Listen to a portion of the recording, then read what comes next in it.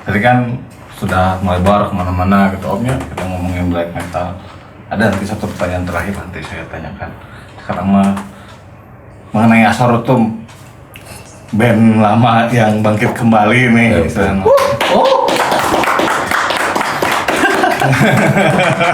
Band lama yang bangkit kembali dan memang harus sih sebetulnya mah. Jadi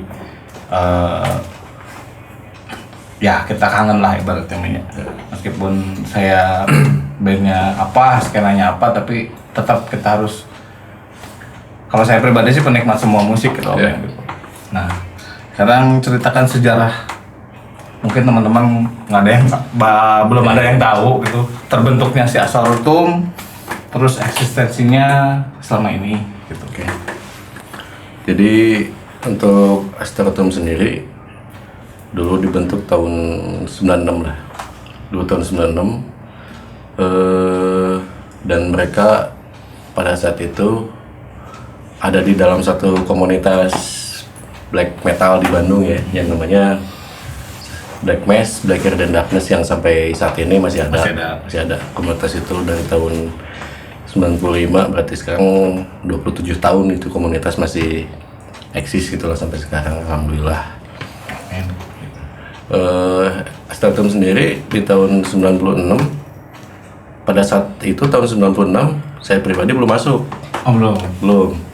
Waktu itu ada Ari, tapi saya kenal dengan mereka semua itu kan.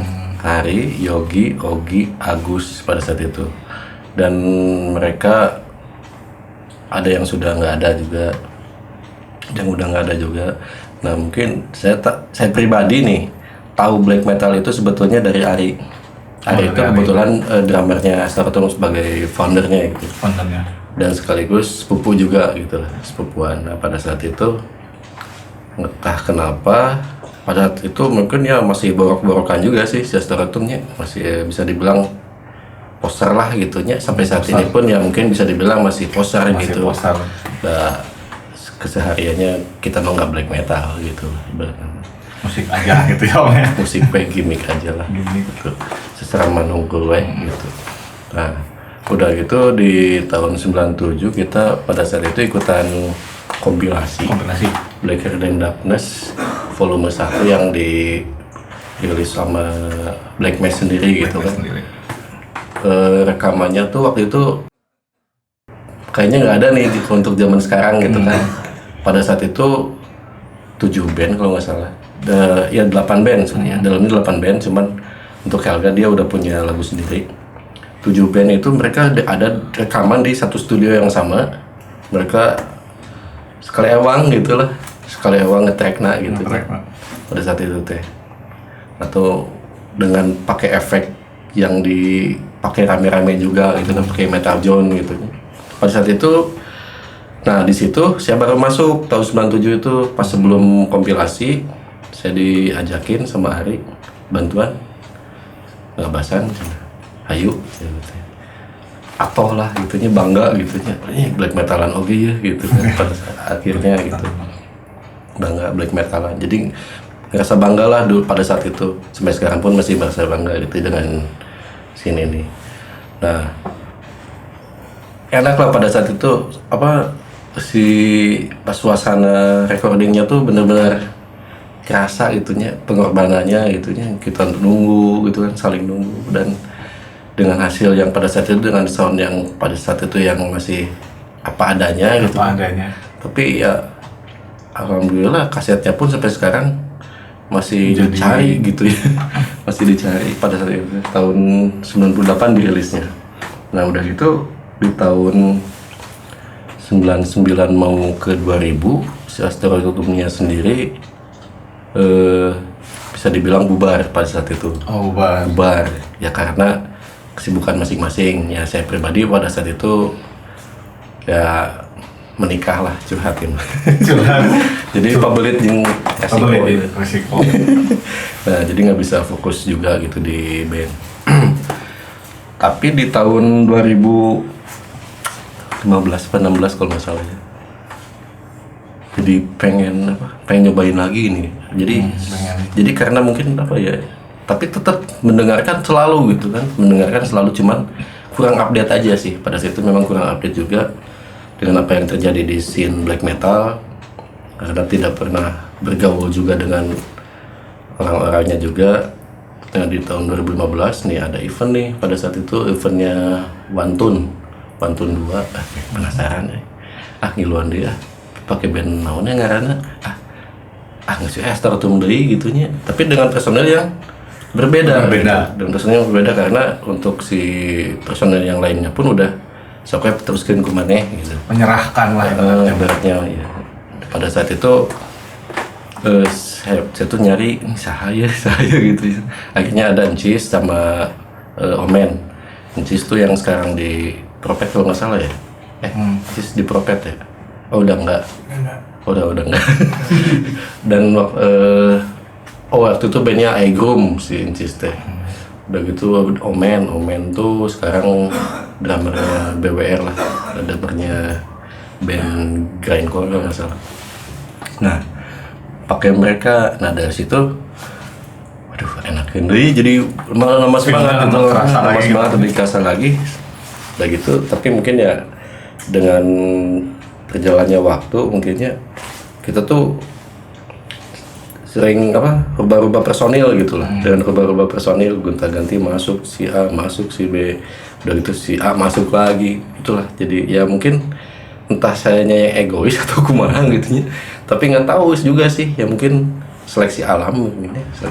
Dan pada akhirnya kemarin tuh ada suatu formasi yang solid gitu ya, formasi yang solid. Belum ke situ dulu ntar. Pada saat itu sebelum ini tahun 2017 kalau nggak salah, 2016 ya, 2017 kami ngeluarin single juga, Star Warrior. Udah gitu Star Warrior itu 2019 Circle of Death kita ngeluarin single bukan Star Warrior. 2017 Into the Land kalau nggak salah tuh. 2016 Into the Land, 2017 Star Warrior, 2019 atau 2020 Circle of Death. Nah sejak saat pas di Circle of Death ini nih ada formasi yang bisa saya bilang solid gitu lah pada saat itu. Di situ ada Bang Yaya tuh drummernya Neurotic of God, dan itu ada Jamie Huang juga. Sekarang Jamie Huang gitarisnya Spellforger juga sama Bang Yaya. Udah gitu ada Kenny juga. Kenny itu basis, cewek. Dia tuh basisnya Dionysus kalau nggak salah dulu tuh, band black metal juga. Nah, di situ mungkin saya rasa pada saat itu ini formasi yang solid gitu kan. Sampai kita waktu itu udah recording juga sih, udah sempet recording juga. Tapi ada suatu hal yang mengakibatkan perjalanan itu tidak mulus gitu lah ibaratnya, sampai pada akhirnya mereka bertiga memutuskan untuk keluar gitu kan. Nah, dan mereka pun membentuk band baru juga yang saya anggap itu keren. Nah udah gitu lalu saya di situ bingung. Sempat ada bingung juga gitu kan, manusiawi lah karena satu sisi kita udah ada kontrak juga gitu kan sama label gitu kan, sama Sadis Record. Tapi di situ Sadis Record tidak mempermasalahkan untuk siapa-siapa aja di dalamnya gitu kan. Nah disitulah saya mulai berpikir, ini mau ngajak siapa nih gitu kan untuk menuangkan idealis ini gitu kan. Akhirnya saya ngajaklah Tirsa gitu kan. Ya memang Tirsa juga sebelumnya dia pernah jadi edisional juga pas live di Jakarta gitu ya waktu itu.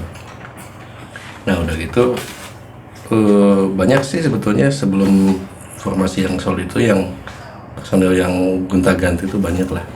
Nah sekarang untuk yang sekarang mungkin belum bisa saya omongin sekarang gitu ya, karena belum momennya untuk mengungkapkan siapa aja nih Startum di dalamnya. Tapi yang jelas kita kemarin udah beres recordingnya setelah 1 tahun lamanya. EP Om? atau album? Full album. Karena durasinya 30 menit lebih lah gitu. Setelah 1 tahun ya. 1 tahun.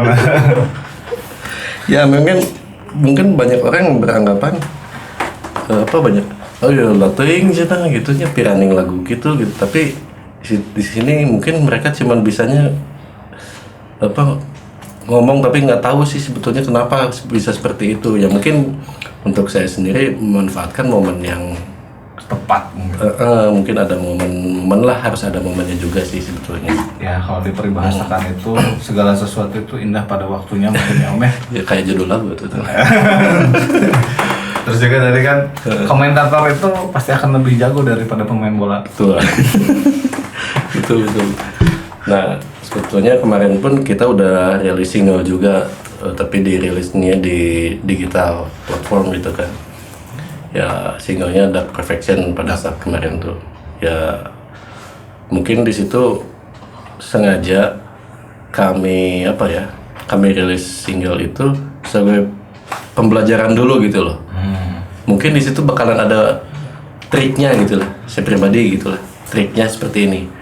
Kalau saya rilis single ini, pasti akan ada yang mengkritisi.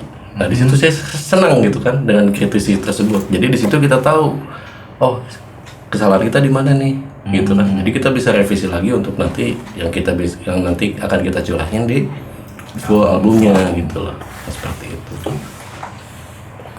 Berarti sudah jelas tadi kan eksistensinya dari 96 awal terbentuk, akhirnya Tumbuh. ikut Kompilasi Om ya, yang sampai sekarang masih kolektor item ya. ya.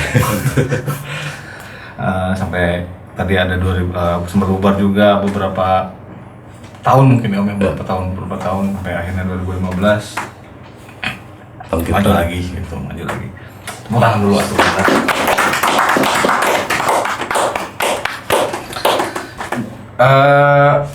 Pasti sekarang ada IG-nya Om ya? Ada. Bisa disebutkan IG-nya Om? Ya. Untuk IG-nya sendiri untuk IG-nya sendiri astarotum.official gitu lah. Astarotum.official. Tapi ya hati-hati dalam pengetikannya juga sih, karena banyak yang salah juga. Ketik astarotum itu. Ada yang bahkan gitaris saya sendiri pun gitu nulis astarotum salah, astarotrum. Pernah nulis Astarotrum gitu. Ya. Nah, dari tadi kan ngomongin Astarotum Ya. tanpa tahu ada si Astarotum itu sebetulnya artinya apa sih? Sebetulnya Astarot itu diambil dari nama Dewi dari Yunani, Dewi Astarot, Dewi perang, Dewi seks, Dewi cinta. Dewi cinta. Ya, itu dia. Kenapa gitu kan?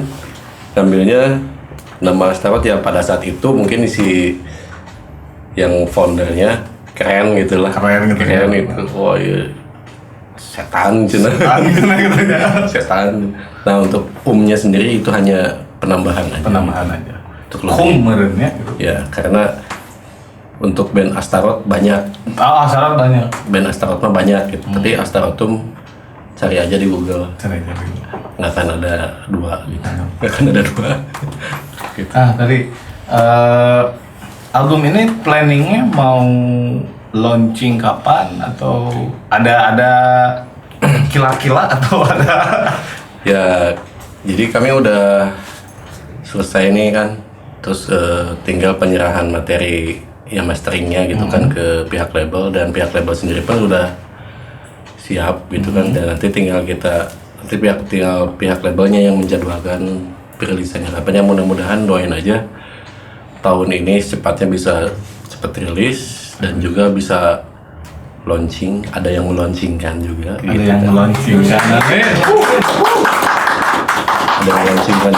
Dan ya untuk masalah event masih sebetulnya udah enak kita tuh sama event tuh gitunya. Sebetulnya itu mah ada yang menang syukur, kalau nggak ada pun ya nggak apa-apa gitu, itu masalah gitu, nggak gila manggung gitu. Jangan diribetkan dong ya. Kayak kemarin kalau nggak salah di Asortum itu Juli apa Juni ya lupa saya, yang di Surabaya. Oh iya, Surabaya Blackfest ya. Blackfest ya. Gitu. Cuman sayang Ya eventnya nggak jadi karena PPKM katanya. PPKM ya. Kan tadi ngomong-ngomong album ya, Om, ya. Ya. Si album ini teh kan pasti ada cerita, menceritakan apa nih? Om? Ya jadi album ini tuh ada 6 lagu ya di dalamnya tuh. Ada 6 lagu di dalamnya. Mungkin ya di awal lagu ke-1 ada intro gitulah. Bisa dibilang intro tapi itu masuknya satu track gitulah.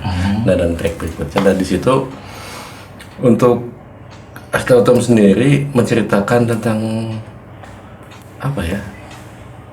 Sisi lain dari seperti umumnya black metal lah gitu ibaratnya mah kita menceritakan sisi lain dari manusia, sisi gelapnya manusia gitu lah.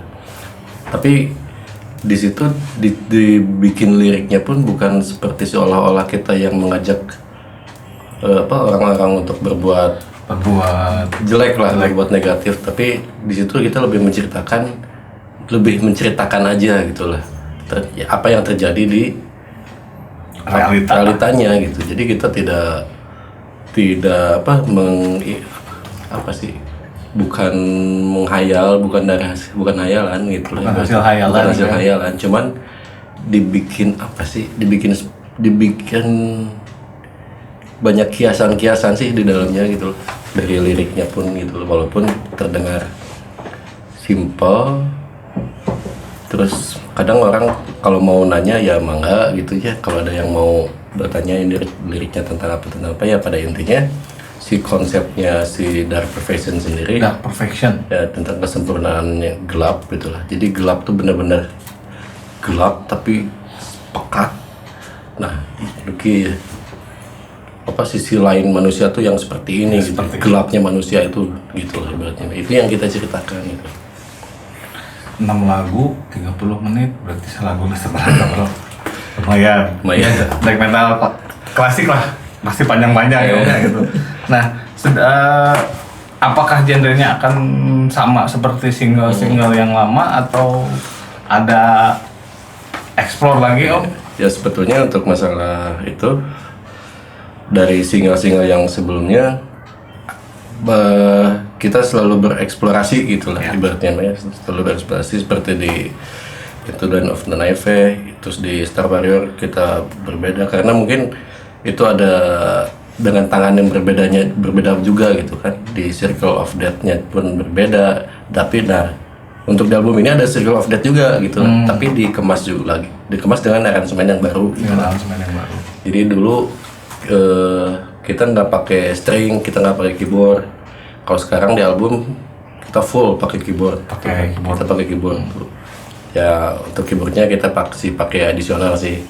Ada Mang Sandi dari Simpobia. Band Garut itu band keren, band idola juga sih.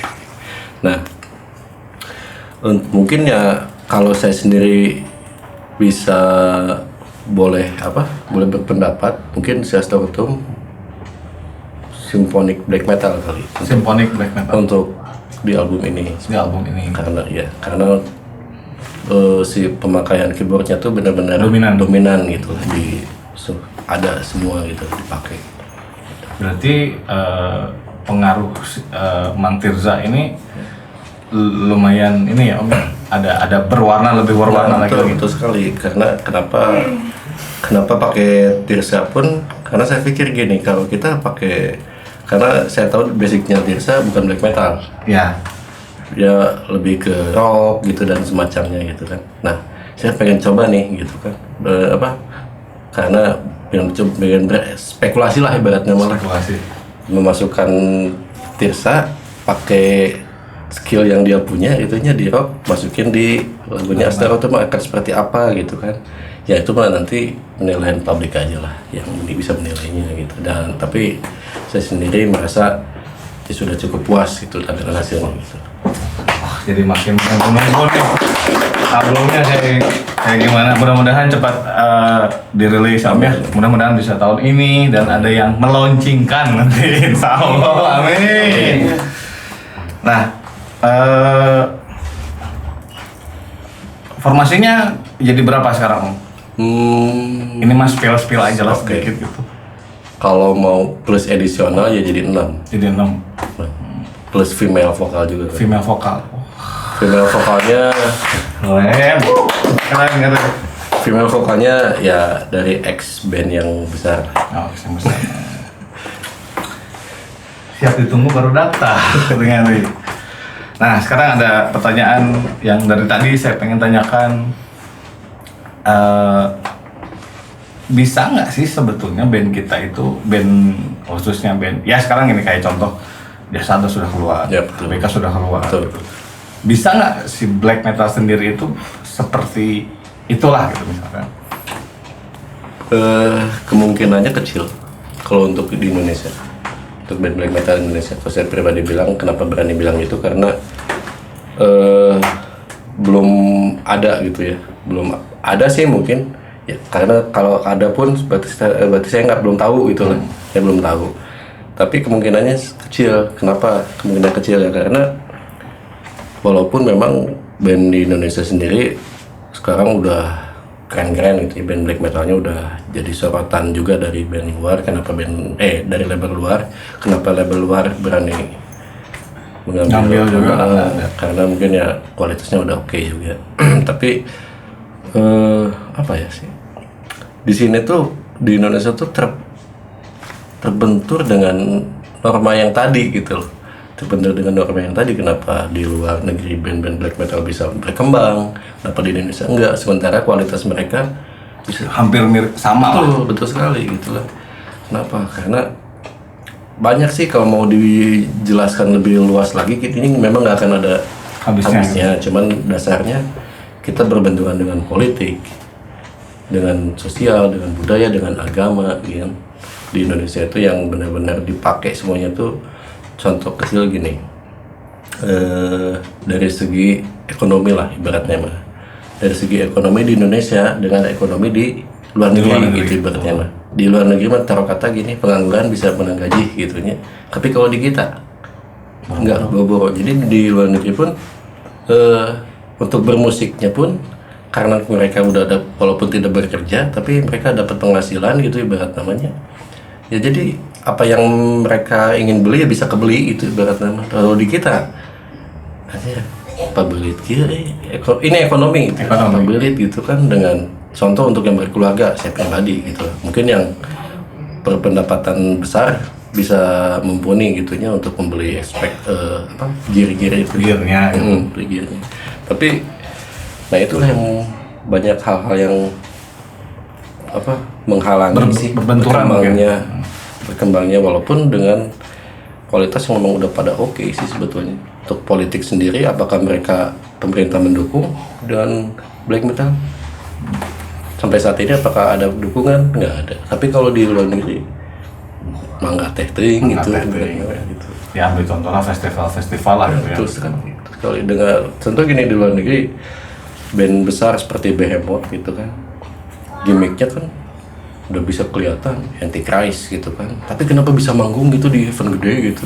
Dan si penontonnya pun edan gitu lah, seolah-olah terhipnotis gitu. Di Indonesia apa bisa seperti itu? Medan tuh MUI di gitu kan. Betul. Gitu. Banyak hal-hal yang berbenturan mungkin. Banyak hal yang berbenturan sebenarnya. Seperti di luar negeri pun memang banyak negara-negara yang si band black metalnya tidak bisa berkembang pun banyak gitu ya. Untuk dari segi, karena banyak panjang deh. Apa? Ini mungkin saya juga tahu dengar dari langsung orang bule sih yang ngomong sih, Dokter Nagi yang bilang di luar negeri itu kenapa berkembang, taruh kata gini lah, mayoritas di negara A agamanya apa? Kristen kah? Kristen pun ada Protestan, ada Katolik. Ya ini maaf kalau salah ini kan. Cuman kalau misalkan Protestan dengan Katolik itu kan udah beda juga mereka kan. Tapi dengan band yang mayoritasnya Protestan, katanya tuh banyak yang bisa berkembang gitu band-band black metalnya, karena kenapa ya, bebas, masih ada rasa bebas gitulah. Tapi kalau Katolik kan bener-bener strict gitu. Pakai gitu sih, seperti kita lah di Indonesia inilah yang mayoritas Muslim, berhenti acak-acak gitu ibaratnya mana itu dia sebetulnya. Ya mungkin banyak berbenturan Banyak. dari politik, dari ekonomi, dari agama, budaya juga, sosial segala macam. Tapi ya mudah-mudahan lah ya, kayak misalkan sekarang kan sudah mulai banyak nih label-label luar yang sudah mulai melihat gitu ya. Mudah-mudahan aja cerah lah, mudah-mudahan. Amin. Amin. Amin. Black metal amin. Sampai minta amin. Tapi sekarang satu pertanyaan terakhir buat Om. Oh boleh. Lagu black metal sepanjang masa buat Om lah. Apa nih? Lokal apa luar? Bebas, bebas. Mau dua-duanya lokal boleh, luar boleh. Kalau saya pribadi mah untuk luarnya I'm the Black Wizard-nya Emperor. Oh iya betul. Kalau lokal Kabut Keabadiannya Helgas tetap. Setuju. Kabut Keabadian, benar. Karena musik itu lagu itu yang pertama didengar gitu, lagu lokal pertama yang benar-benar gitu loh. Benar-benar menghipnotis. Betul, benar-benar menghipnotis gitu loh.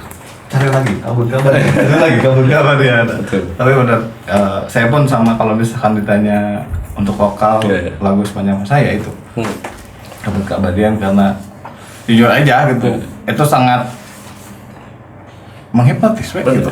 Betul. Sebelum beres, Om ada pesan buat teman-teman, ya nggak spesifik, cuman buat teman-teman di sana yang lagi ngeband lah gimana, atau buat Son of Rome, buat teman-teman di luar sana.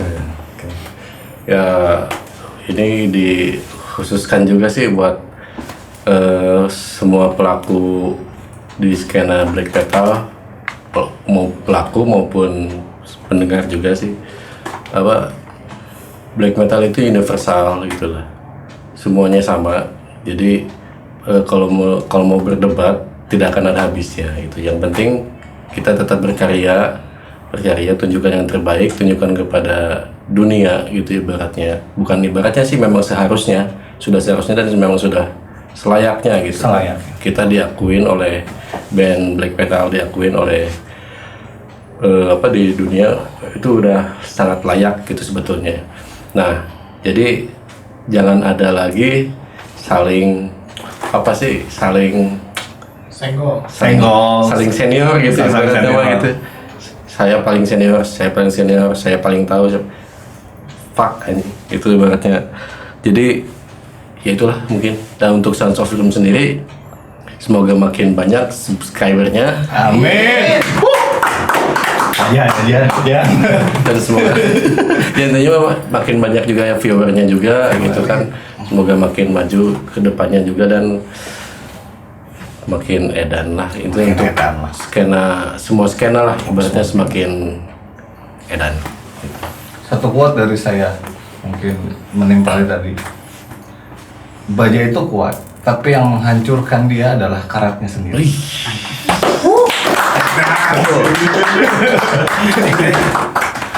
Sip. Oke, buat teman-teman terima kasih buat Om S sudah bisa datang ke Son of Rome. Terima kasih juga buat teman-teman yang udah nonton. Jangan lupa subrek, like, terus komen di handap, ramekeun komen lah bray gitu. Bisa di orang yang iya gitu misalkan. Oke, terus